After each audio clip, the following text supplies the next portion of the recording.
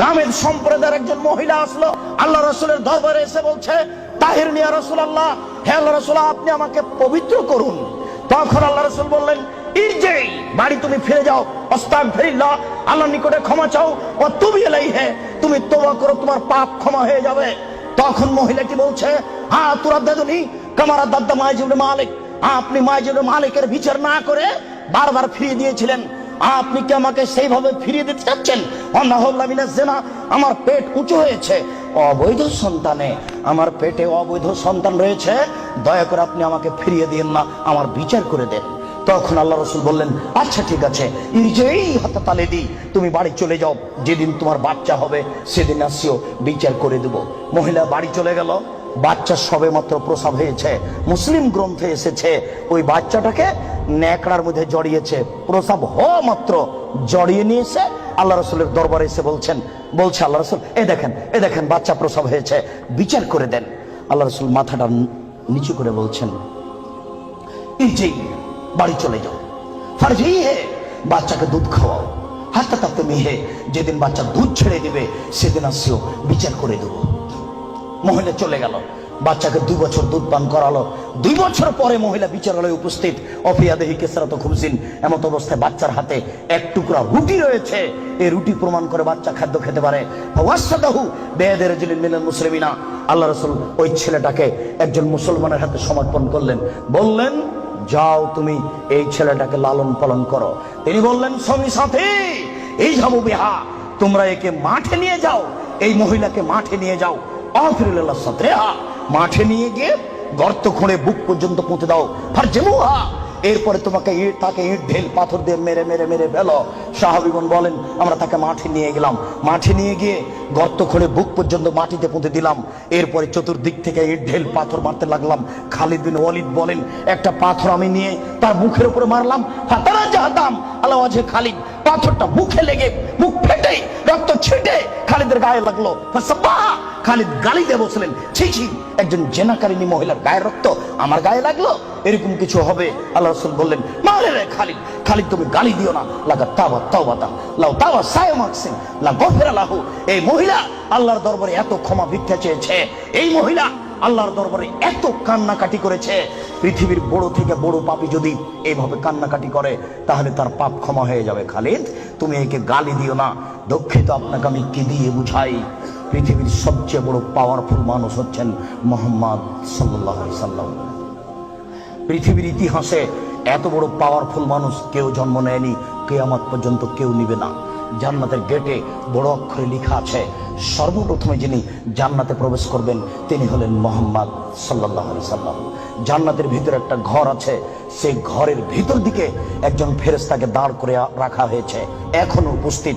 তাকে বলা হয়েছে, কেউ যদি বাহির থেকে এসে ঠক ঠক করে শব্দ দেয়, কে যদি বাহির থেকে বলে মুহাম্মদ, তাহলে এই দরজা খুলে দিও, এই ঘর মুহাম্মদ ছাড়া কারোর জন্য খোলা হবে না।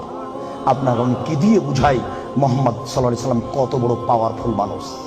বিচারের মাঠে ইব্রাহিম আলাইহিস সালাম বলবেন, কাদ গাজিবা আলাইয়া রাব্বি, আমার প্রতিপালক আমার উপরে রাগ করেছেন, মা গাজিবা মিন কাল্লাবাদ, আমার প্রতিপালক এইরকম রাগ পূর্বেও কোনোদিন করেননি, ভবিষ্যতেও কোনোদিন করবেন না।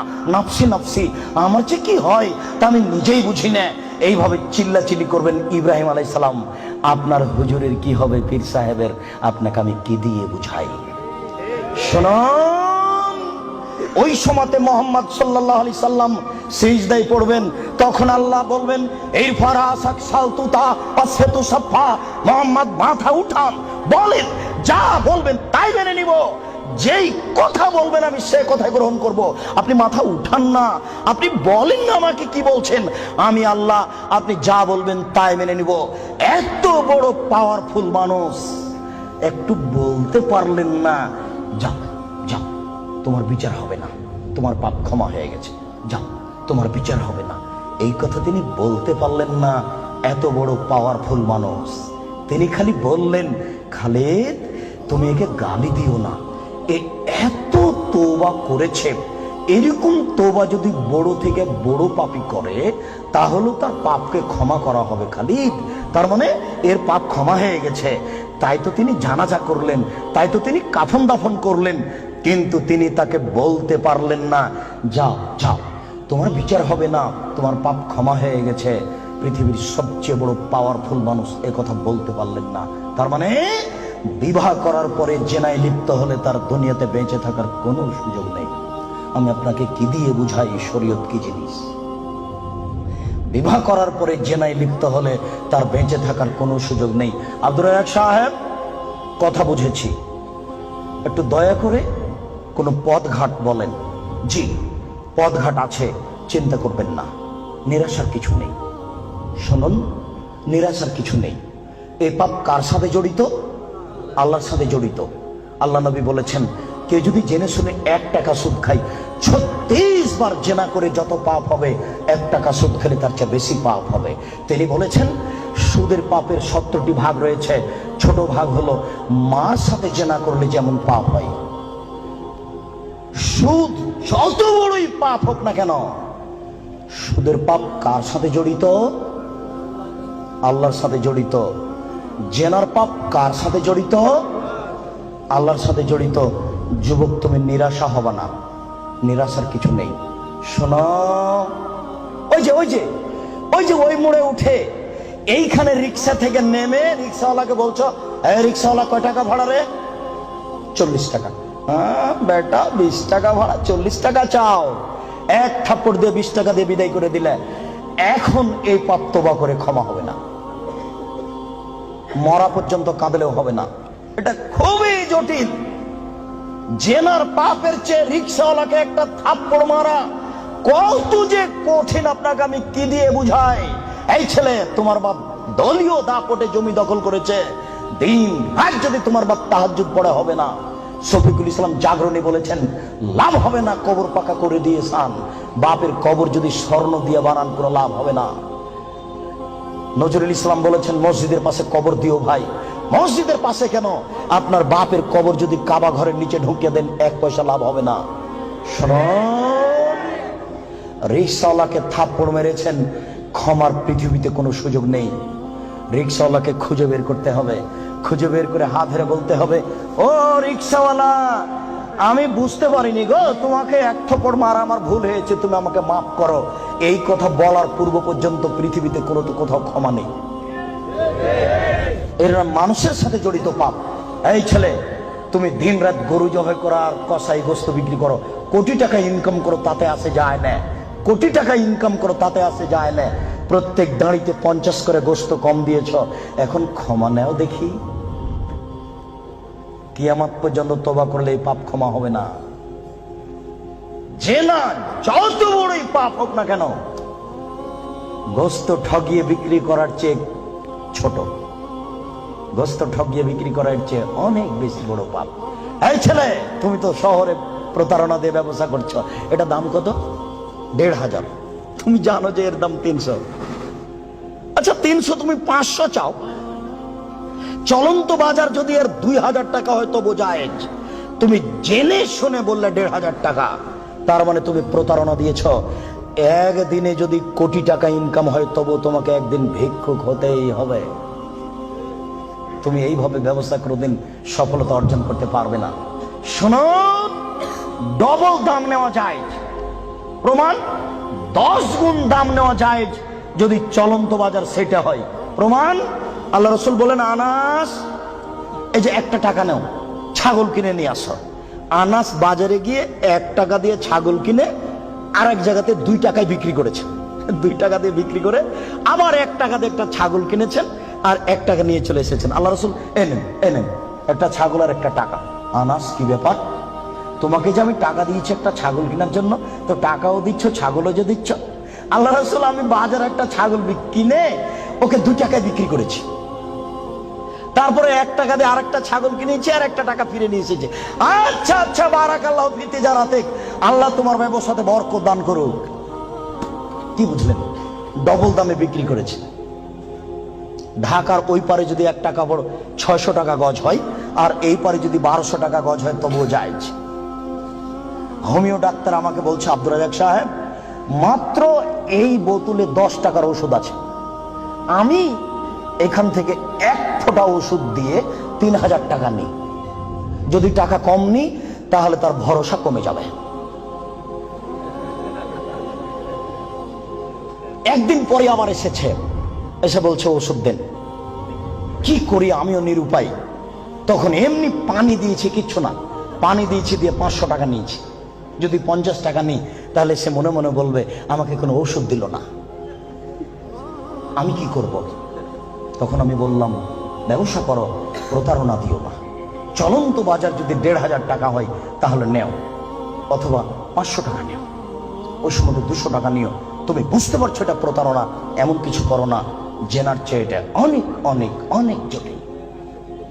সম্মানিত উপস্থিতি, এই ছেলেরা, তোমাকে আশ্বস্ত করছি, নিরাশা হয় না।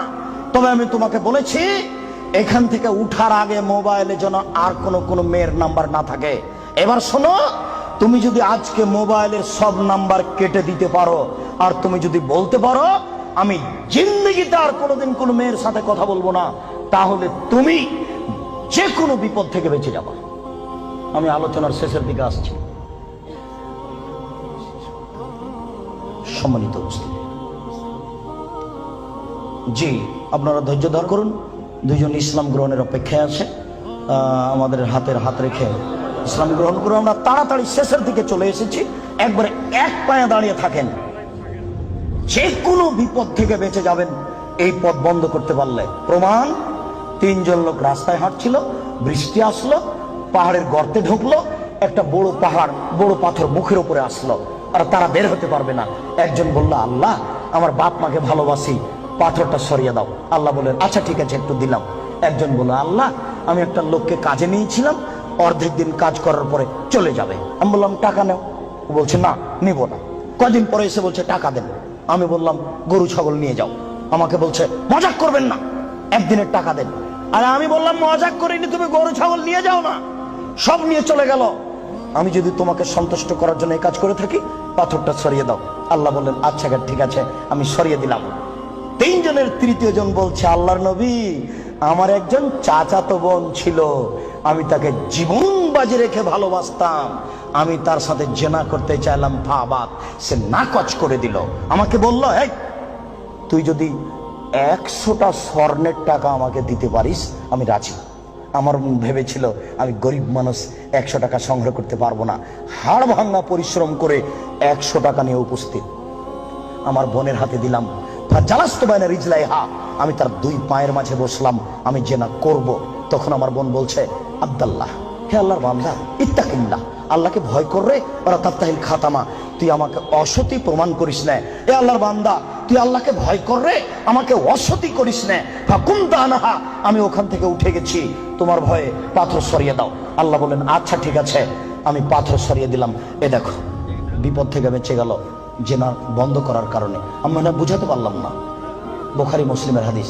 2, এই ছেলে শোনো, শুধু বাঁচা নয়, আজকে থেকে তুমি যদি বলতে পারো কোনো মেয়ে যদি তোমার সাথে জেনার গল্প করতে চাই, তাহলে তুমি মোবাইলে বলবা ইন্নী আখাফুল্লাহ, আমি আল্লাহকে ভয় করি, জিন্দেগিতে আমি তোমার সাথে আর কোনোদিন কথা বলবো না, তুমি আমার সাথে কথা বলবো না। এই কথা যদি তুমি বলতে পারো, বিচারের মাঠে তুমি বিশেষ ছায়াতলে 7 শ্রেণীর মানুষ থাকবে, তার মধ্যে তুমি একজন। বুখারী মুসলিম। আমি কি বুঝাতে পেরেছি? তার মধ্যে তুমি একজন। 3, এবার তোমাকে ছেড়ে চলে আসলাম তোমার বোন আর তোমার মায়ের কাছে। রাসূল সাল্লাল্লাহু আলাইহি ওয়াসাল্লাম বলেছেন, কেউ যদি 4টি কাজ করতে পারে, কোন নারী যদি 4টি কাজ করতে পারে, জান্নাতের যে কোনো দরজাতে ঢুকতে পাবে। 1, 5 ওয়াক্ত নামাজ পড়বে। 2, রমজান মাসের রোজা থাকবে। 3, স্বামীকে মেনে চলবে। 4, জেনায় লিপ্ত হবে না, জান্নাতের যে কোনো দরজাতে ঢুকতে পাবে, কোনো সমস্যা নেই। এবার সবার জন্য আল্লাহ তাআলা বলেন ওয়ানাহান নাফসানিল হাওয়া ফাইনাল জান্নাতাল হিয়াল মাওয়া। পৃথিবীর মানুষ তোমরা শুনে রাখো, আমি আল্লাহ বলছি, তোমরা যদি তোমাদের প্রবৃত্তিকে ঠেকাতে পারো, যদি বলো আর কোনোদিন জেনায় লিপ্ত হব না, তাহলে আমি আল্লাহ তোমাদের জন্য জান্নাতুল মাওয়া রেখেছি। যারা প্রবৃত্তিকে ঠেকাতে পারবে তাদের জন্য আল্লাহ জান্নাতুল মাওয়া রেখেছেন। সম্মানিত উপস্থিতি, জেনা যত বড়ই পাপ হোক না কেন, আজকে আপনি সেখান থেকে ফিরে আসার চেষ্টা করুন, আল্লাহ আপনাকে রক্ষা করবেন ইনশাআল্লাহ।